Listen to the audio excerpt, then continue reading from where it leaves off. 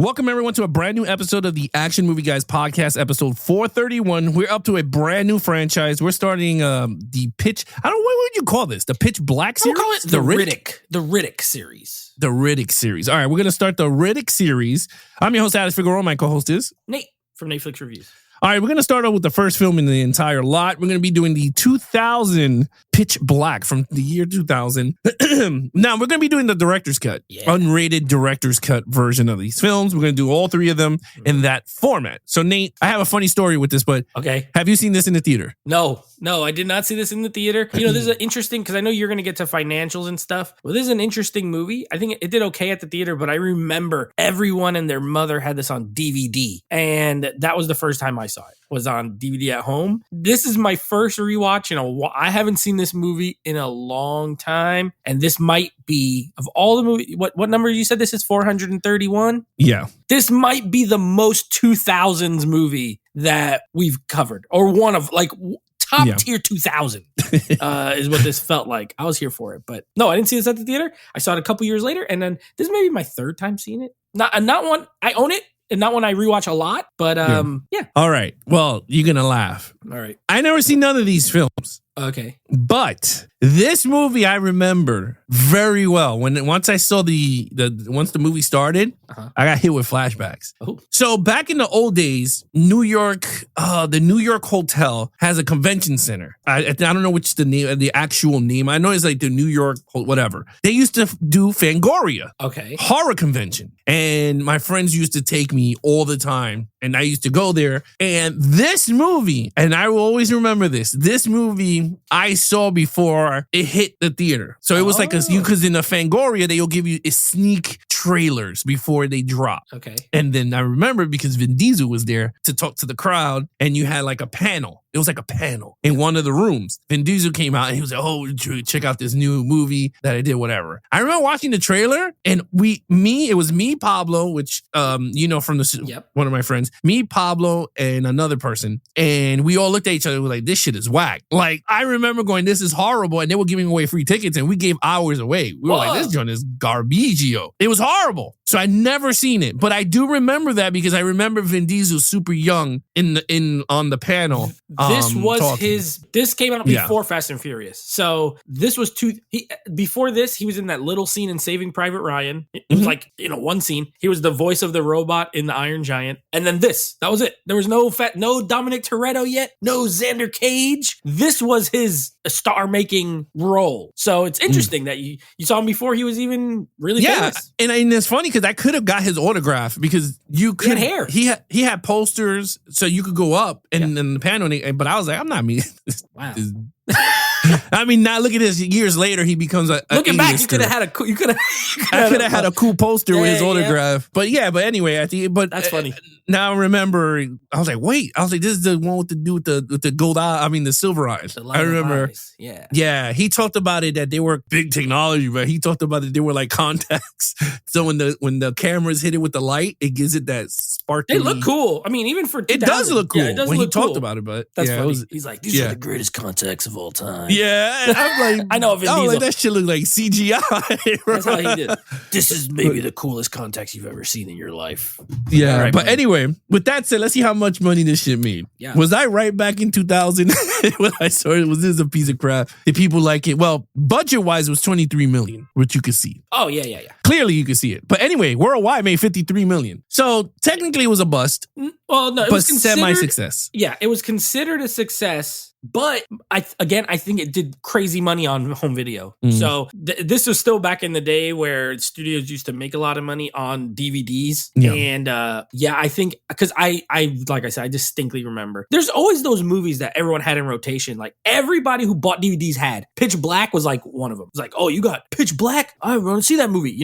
Blade was another one. Those late 90s, early 2000s movies. And I think it did really well because obviously they made two more. And when we get to the next one, wait till you see how much the budget goes up compared to this one. So it was a hit for Universal, but theatrically, you're right. I don't think it wasn't like a monster theater hit. No. It's like, it's funny. This movie, like watching it, it has that feel, those old 80s movies like Pumpkinhead Like, it's not a commercially successful movie, but it has a cult following. Correct. And you're just, you know what I mean? Like, so I know a lot of people that don't like the movie, but then I know a lot of people that freaking think this movie is like amazing. Like, oh, this is a great film. So it's just funny what camp you land on in terms of this film. So Nate, what did the critics and audience think of this film? Well, I think these scores are going to kind of reflect that. The critics, it's a 59%. So it's almost fresh. It's 1%. They need like 3 more critics to go back and do some retro reviews, and it'll go up to 60%. But 59%, I did read some of them. You know, it was a good mix. I mean, some of them were like positive, but just didn't give it a super high score. A couple people thought it was a little derivative, but the audience score is a 77%. So that kind of speaks to what you're saying, where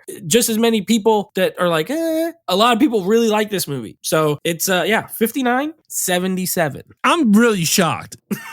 Because you know what? It's not about what I think of the movie. Right. What I mean is that we did a lot of movies that are worse, that have like the greatest numbers. And we're like, why? And then the movies that are super good have the worst numbers. And then we're like, why? So like, there's never a medium. Like I notice when we do these things, we can never find a movie that is just a medium. That it's weird. We both go. Well, even like, look at like the last episode we did with the Angel Has Fallen. Like that thing had like a 96% audience score. Like, what are they smoking? 96%? And then that's like more, you got to say it's more ambitious. It's more, 77. It's like, people like it. But 96 for Angel Has Fallen? No way. I agree. And then when we see like the first 2, which we were like, oh, these are really good. Yeah. Those that have the worst numbers in the franchise. 50, just like your Rocky.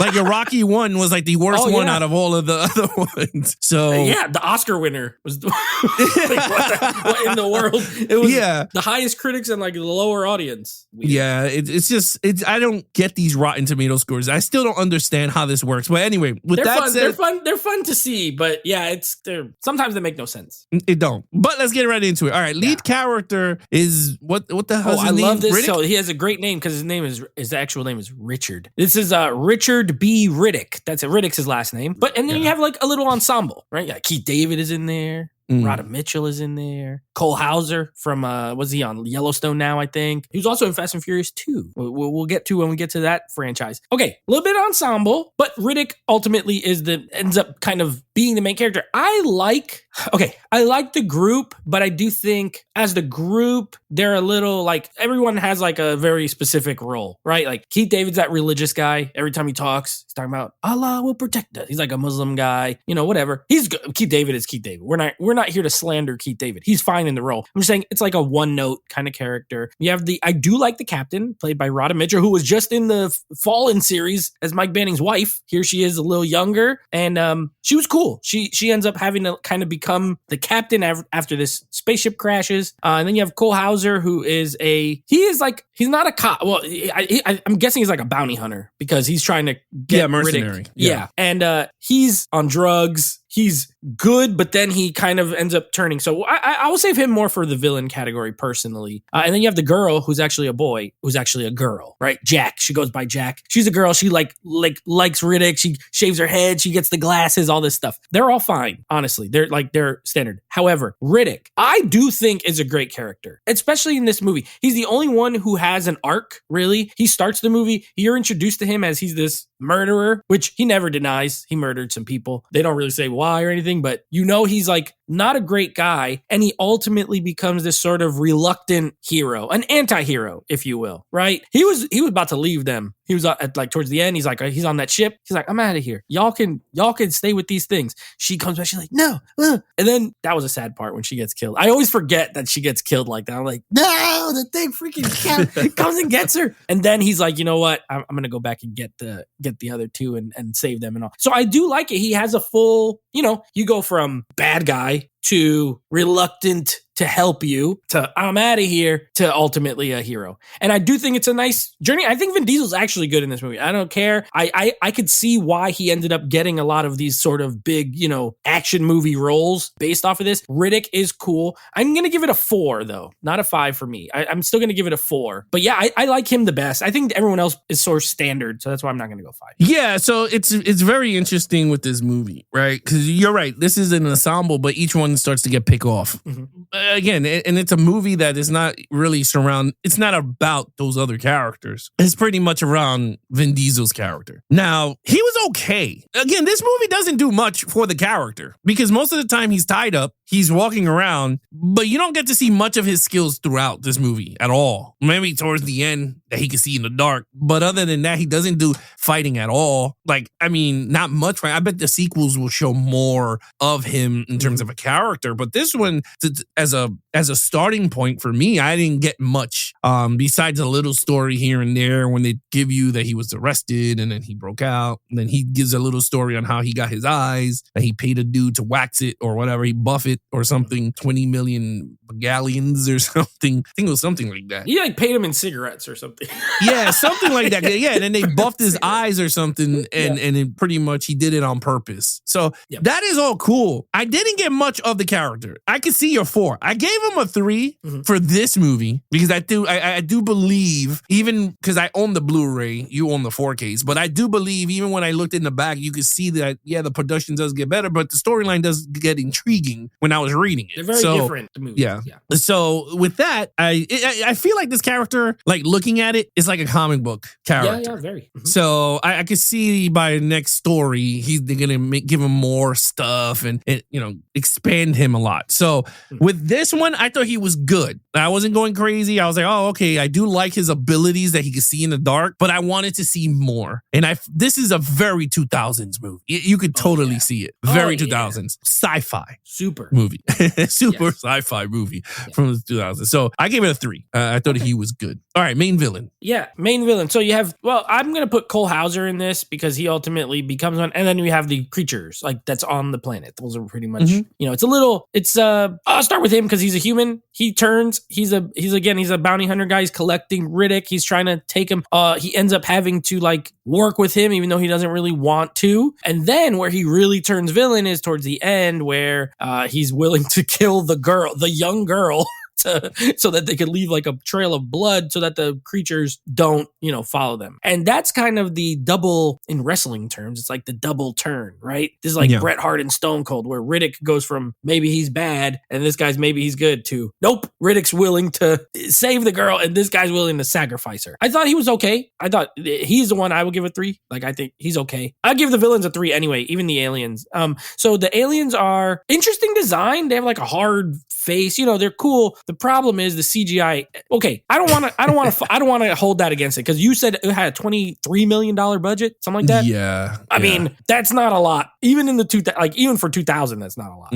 So I'm not gonna fault it that hard, but I will say it is very noticeable. It is not good. A lot of it is not good. There's a few that looks okay. Some of the like when they first show up, it looks awesome. Honestly, when they're like flying out of the caves, I'm like, oh wow, okay, I don't remember these looking this good. That part looks good, and then everything else after that, it falls apart. Yeah, it looks very Sci-Fi Channel. Not just sci-fi this channel. Movie is a Sci-Fi Channel movie. I think there's a lot of good stuff, which I'll say for overall. But I think them things, Sci-Fi Channel. But they don't do, you don't know anything about them other than they can smell blood and they could see in the dark. But even when they shows their night vision, it's just all silver. I don't know how they could see anything, but whatever. I'm not, it's not my job. I give them a 3. They're formidable and they kill most of the cast. So I'm not going to be like, 1. They kill everyone pretty much. No, you're right. And I just think it's due to budget. That's why it was white. I don't think they could have done anything else. These things got white vision. White vision. They couldn't do nothing else. So they were like, we got to do the most simplest thing. And they made everything white. Because they could have did the Predator and did heat seeking. Infrared? Yeah. Infrared. But I think everyone would have been like, oh, that's Predator vision. So right. They're like, we'll just make it all silver and they'll be like shapes. Yeah, you said everything. I don't think I could add anything more. The bounty hunter dude, horrible actor, but I remember him for isn't he like an American Ninja? Isn't he the American Ninja guy? I don't know. I had to see who he is. Cole Hauser? No. No? Are you talking about What's that guy, that actor's name? He looks like he was like in the like Michael Dudikoff. Yeah, Not him. Action guy. No, Cole Hauser. He was on Yellowstone. He was in Too Fast, Too Furious as the villain. He's been in some like military movies. He is like an action guy. Like he's a pretty standard actor. He's never done anything too like spectacular. He was in Olympus Has Fallen. That's right. He was in Olympus Has Fallen. He was a Secret Service guy, right? Yep. Yeah. Yeah. So that's how you remember him. He just was in that, but he was much younger in this. This is like 10 years before that movie or 13 years. Yeah. Maybe that's what it is. But anyway, so I thought he was okay. The character, you're right. The whole switching was weird. It was just out the blue. He was like, hey, let's just kill the young girl. Kill that girl. Yeah. While they're all walking in the dark. And I was just like, oh my God. But yeah, it wasn't much. The whole reveal of him being a mercenary and a bounty hunter, I was just like, I just felt like it was just thrown in there to throw in there. Because he was a cop. I thought he was a cop. He had me too, the whole time. Yeah. Until Riddick was like, dude, he's a bounty hunter. So I was just like, okay. And the girl's like, you're not a cop. He's like, I never said I was a cop. Like, that's true. When you think about it, he never did, but you kind of assume because he's transporting a prisoner. So must be a cop. So I was just like, oh, but anyway, in terms of that. Drugs, remember? Oh, yeah. Well, the sticks in the eye. Yeah. Yeah. Nasty. Yeah, that is nasty. I will say this, though. In terms of the creatures themselves, I agree. They were really good. CGI was just atrocious. Like, it was god-awful atrocious. And it took me out of the movie a lot because it reminded me of Starship Troopers, but worse. Yes. Right? Like Starship Troopers knew what it was doing, but at least, Paul Van Hagendogs, like he did his stuff, right? Like he knew what he was working with the budget. In this one, I just felt like they were just like, this is right here, stand right here. We're going to have CGI white. Don't worry about it. We're good to go. It's a scene like when Vin Diesel's right there and he's doing it with him, right? And then all of a sudden the other one came out and it was just 3 white figures on screen. And I was like, what is this?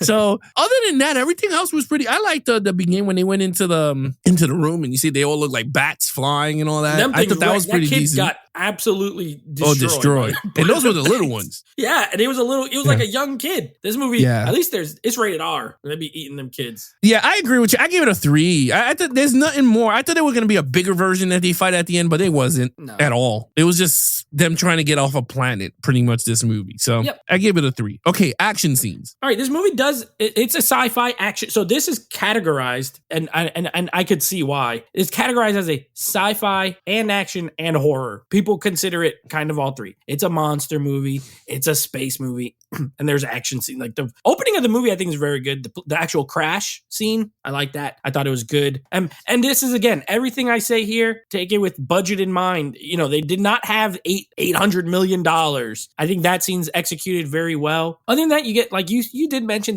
there's not a ton of like fighting. Him and the bounty hunter guy fight twice. They're pretty short, they're okay. And then most of the action involves these like creatures and them trying to like either escape or the creatures eating them or stuff like that. I do think it's fine. I don't think it's horrible. There's a good amount. Like there's some stretches where there's like more character and talking stuff, and then you'll have like a set. I do visually like the one, and it's not really a ton of action during it, but I like that part at the end when they're walking with the little lights around them that are colored, like the LED looking things. Yeah, the neon lights. And then him and the guy fighting that green, like with the green flare. Like I think it looks cool. Also, that scene, you mentioned going to the convention and they had like a trailer. The scene that sticks out in my head, and this was in the trailer, and every time I watch this movie, I remember that was the trailer scene. It's when the dude is on his knees and he drinks the thing and he blows the fire with the lighter. That was in the trailer because it's all, and he goes, and then you see all the creatures.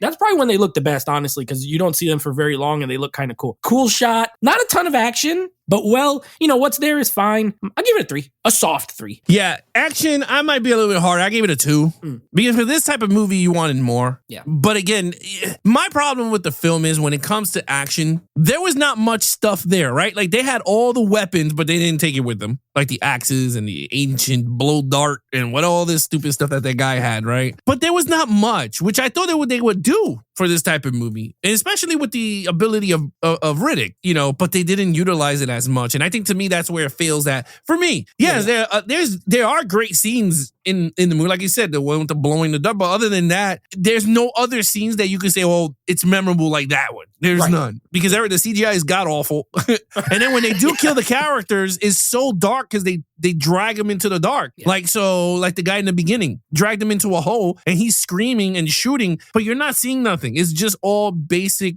No, the editing is kind of, it's done in a way where you can't see it for budgetary reasons, obviously. Yeah, that's what I'm saying. Like, so pretty much like they had to figure out a way around that they can't shoot the what do you say? You can't shoot the creatures attacking them. They had to like give you an illusion of them pretending like, oh my God, he grabbed my leg and he's shooting at nothing. So like for me, it hinders the movie a little bit because for a movie like this, I wanted to see Starship Trooper quality of action if you're going to go down that route. Yeah. So with that, I gave it a 2 for decent. All right, storyline. All right. Okay. So I gave the story. I haven't done these in a while, but you know what? Sometimes you got to bust them out. I give it 3.5. I give it a 3.5. It really, to me, this feels like it truly falls between a 3 and a 4. So I just went with a 3.5 because I do think it's better than a 3. Like to me, 3 is like fine, it's good, but this one's like almost really good. You know what I mean? Like it's close. The thing that holds it back for me is it is too similar to a lot of other movies. You know, it's a little Alien, not even Aliens, Alien, the first one, because it's like, it's just a small group. You know, it's not as military as that movie where, like you said, with like tons of action. It's them just trying to kind of survive. But I do think they kind of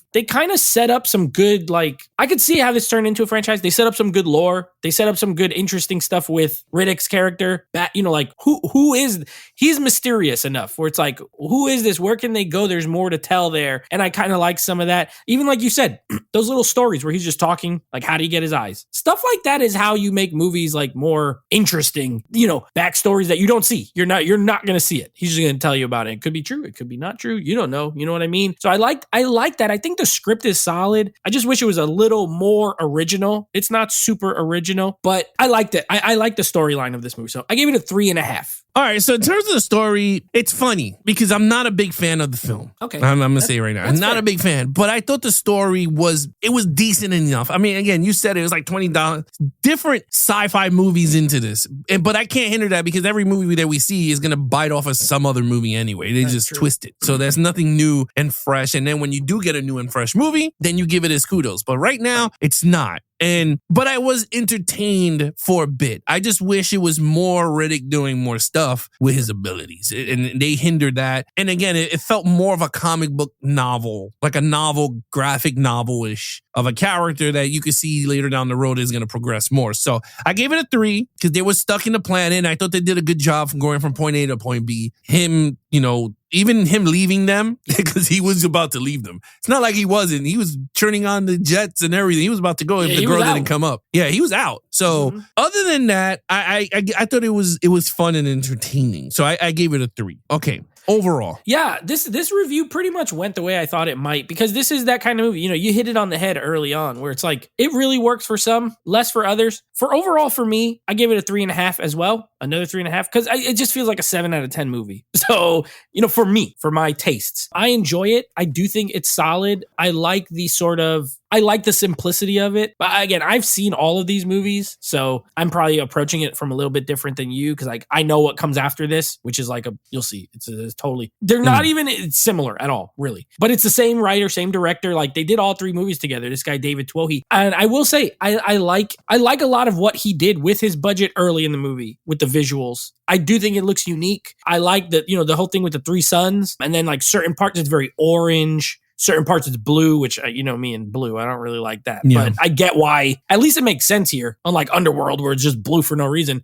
It makes sense here because of the way the planet is. So I think visually there's some cool stuff there. You know, and having a sci-fi movie that's like essentially a desert movie, like if this was on Earth, you know, like people stranded in a desert, I thought that was pretty cool. I think overall it's a cool movie. I've always had a soft spot for it. Like I think it's entertaining. So I give it a 3.5. It's not like earth shattering. It's not my favorite, but it's solid. So when it comes to the movie, it's weird. I can't see myself gravitating going back to watching this movie, but I could see the appeal of why people like it and enjoy the movie. So like with that, I gave it a 3. I thought it was good enough. It's a good sci-fi film where at times I felt to me it was a little boring here and there. I was just like it just had some spots here and there that I was bored. But throughout, I thought, how do you say it? It's like at the end of everything, I thought it worked out very well. So I was like, you know what? I'm going to slap it a good instead of giving it a 2 because it would be really wrong to. But I think a 3 fits perfect for this movie. So I gave it a 3 for overall. Fair. Total points. Total for me is a 17 out of a 25, which I'm not gonna lie is a little lower than I thought. But you know what? When I now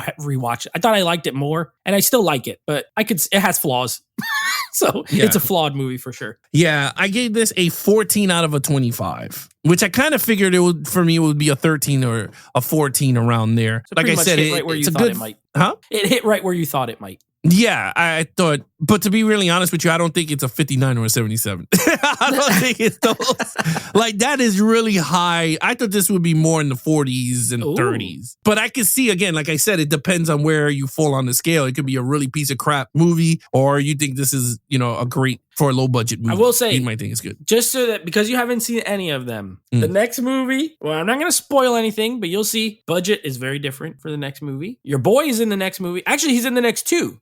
Carl Urban is in nice. Chronicles of Riddick and Riddick. And the funny thing is, you're going to notice this. I'm going to set you up a little bit. The next movie is like very more grand, and the third movie is more like this movie in the sense of scale. It's smaller scale. So it goes like, this one's kind of very small scale. That second one is like a freaking like Star Wars, and then the third one is more like smaller scale. So it's interesting, and I know they're working on a 4th one too currently, like same director and everything. So I'm interested, but yeah, Carl Urban, he's coming up. Tandy Newton, Judi Dench. The next one has like a crazy cast. Like Keith David comes back. So they had a lot of big actors. He is alive. It's not like he died. He lived. Remember, he saved him and the girl. Is the girl back? She's back. Yeah, that character is back as well. All right, cool. Anyway, with that said, Nate, what is coming up next on the podcast? Well, that will be one of the movies, but next episode, we're starting off with Chuck Norris month. I decided to pair these sci-fi movies with Chuck Norris because you can't get more Earth than Chuck Norris, I guess. If we're in space with one, we gotta be stuck on Earth with the other. So we're going to be doing a movie that I think neither of us have seen called Lone Wolf McQuade. We're going to be reviewing that. And then the episode after that will be the next in the Riddick franchise, Chronicles of Riddick. So be here for those. You're not going to want to miss them, let me tell you. All right. So with that said, you guys want to follow us in our social media accounts, please follow Nate over on Instagram at Netflix Reviews. Check out the podcast with him and his friends called Netflix Movie Reviews. Anything Action Movie Guys, head over to youtube.com/Action Movie Guys. Subscribe, hit the like button on your favorite episodes. And of course, you can take us on the go with the Action Movie Guys podcast, available on all podcast platforms. And again, you guys can follow us over on Instagram and TikTok under Geeks the Letter N Flicks. Other than that, I'm your host, Alex Figueroa. My co-host is Nate from Netflix Reviews. Be awesome to each other and geek out.